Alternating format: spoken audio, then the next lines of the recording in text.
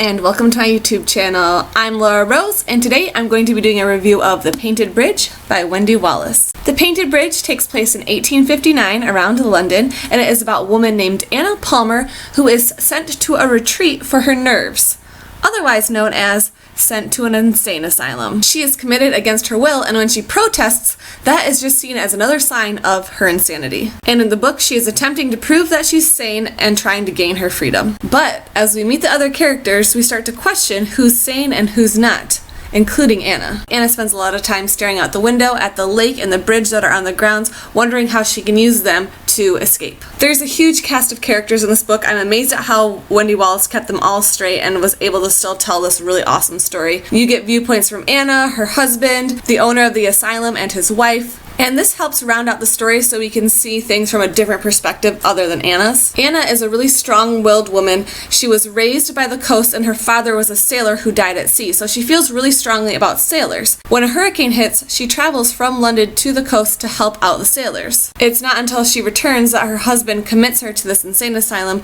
claiming that she's crazy. And as the book goes on, you start to realize that part of the reason she's drawn to the coast is because she has visions of a young boy drowning, and that she's had these strange sort of visions her entire life. The owner, Quirios Abbs, and his wife, Emmeline, live in the asylum with their daughter, Catherine. You do start to question Quirios' judgment, especially when it comes to the problems he's having with his daughter, and the fact that two of the people he employs in the asylum, Flood and Makepeace, seem to be content with torturing other humans. You also get a viewpoint from Lucas St. Clair, who is a doctor that works with insane patients, and he seems to be the sanest person in the story until you realize that he's working on this experiment and has become completely obsessed with it to the point of insanity.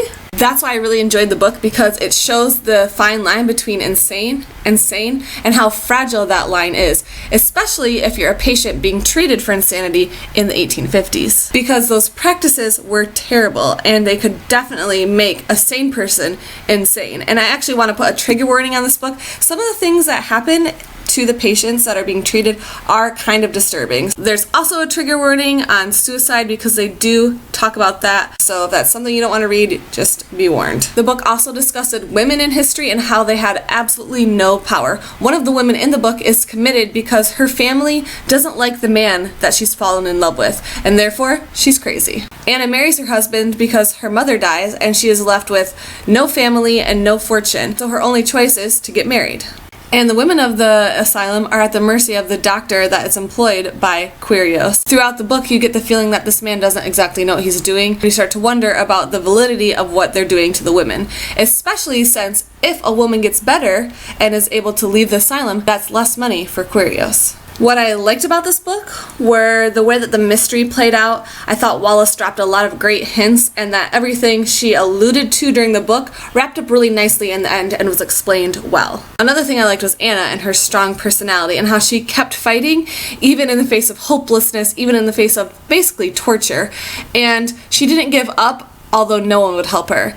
And the fact that she was not only trying to convince people that she wasn't insane, but she was facing the fact that in the 1850s, if a woman went against what a man wanted, no one listened. What I didn't like was that I thought sometimes the prose was a little too descriptive, especially in moments of tension when I just wanted to find out what was happening, because the book is suspenseful. Also, this book takes a while to build up. There are a lot of characters that need to be introduced, a little bit of exposition that has to get explained before we understand what's happening. And while right away we understand that Anna is in a place she shouldn't be, you're still taking a while to get to the main problems and the main conflict. There are a lot of great themes in this book, the main one being, what does it mean to be crazy? As we see the problems that the people who are locked in the asylum deal with versus the problems that the people who aren't locked in the asylum deal with, both seeming like they could be sane although they're locked away, or insane although they're not. It also talks a lot about saving yourself and relying on yourself to get things done, and not giving up on what you believe in, even if the whole entire world is telling you that you're wrong. Lastly,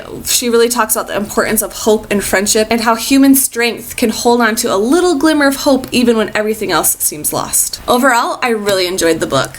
I loved the suspense. I thought it built up really, really well, and that she put all these dominoes in place that finally got knocked over and everything came together. And I'm not gonna lie to you guys, I had the feels. I had the hard feels by the time I finally got to the ending. I was just like, oh my gosh! Literally tears, because the ending just packed such a powerful punch. So if you're interested in kind of a creepy, historical, insane asylum story with a strong female character, I'd say you should definitely check this book out. Alright, that is my review for The Painted Bridge by Wendy Wallace. Make sure you check it out and let me know what you thought down in the comments below.